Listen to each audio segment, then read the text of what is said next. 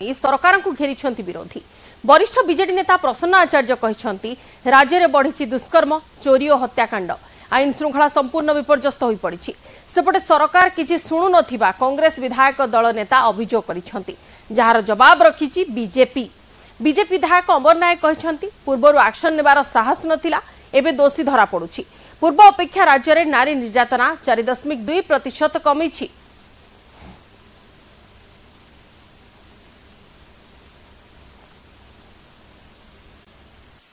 विधानसभा परिसर भितर पुलिस प्रवेश करी ताकत देखा निर्वाचन जनप्रतिनिधि मान सम्मुख में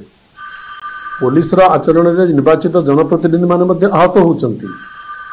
विधानसभा गेट बाहर पुलिस बल और ताकत देखी पार्टी किंतु जोठी सामाजिक अपराधी माने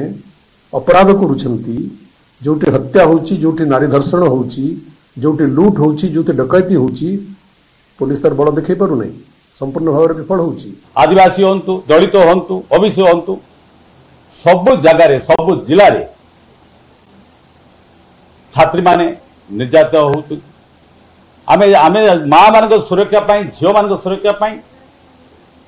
जो कथा आमे विधानसभा कहूलु नारी जदि सुरक्षा हम ना ये राज्य सुरक्षित हो 4.2%